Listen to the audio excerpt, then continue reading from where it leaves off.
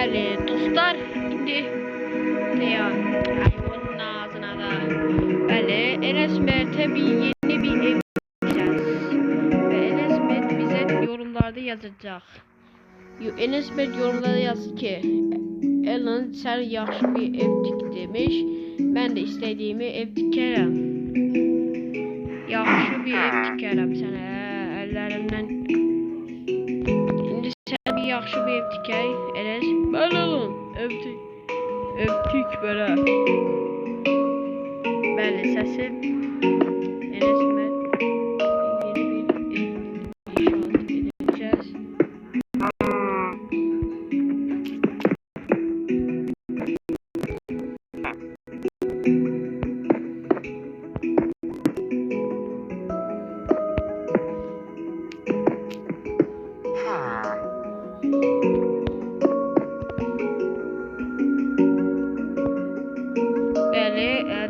Biraz dondu dostlar. Biraz harap olur.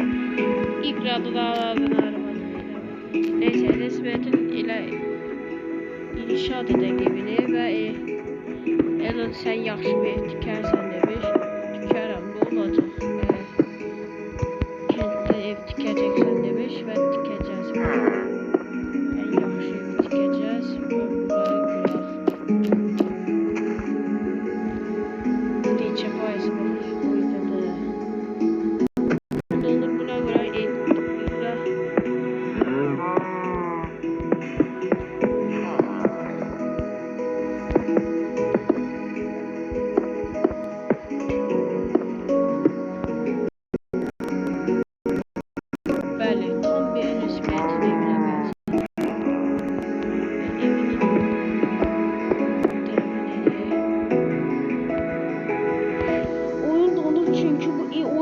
Gıcıklanıram ki donur şey.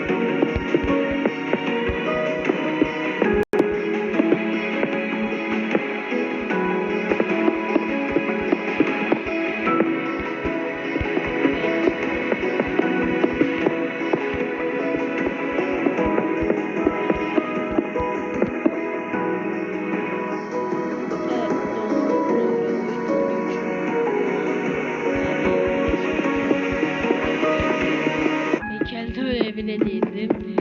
Bəli, bu kənddə ev tikəcək demiş. Ben de bu evi tikəcəm.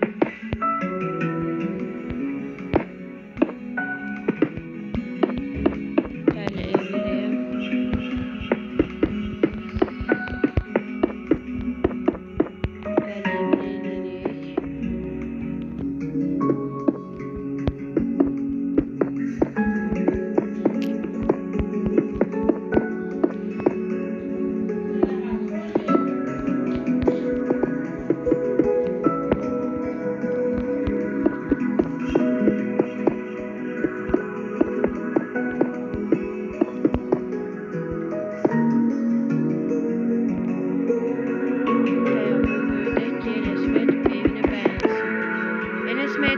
Evini beğenecek yani.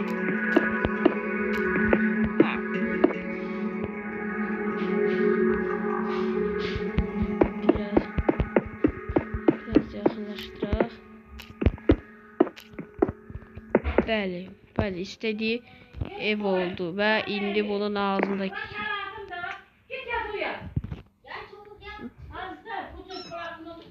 bazı tərəfləri Enes Mert.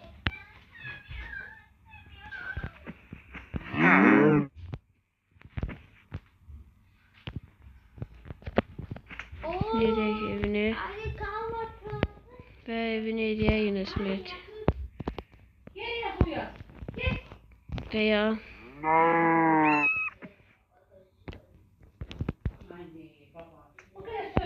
Bəli, Enes Mert'in evine hediye. Bəli, çok yaxşı bir ev oldu.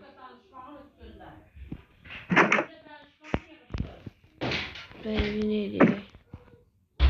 Ve bütün malzemeleri nereye?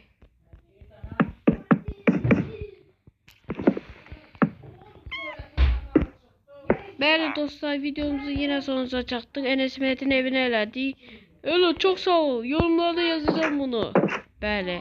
Ben sağ ol, sağ ol kalın. Enes Mehmet sağ ol de. Sağ ol dostlar.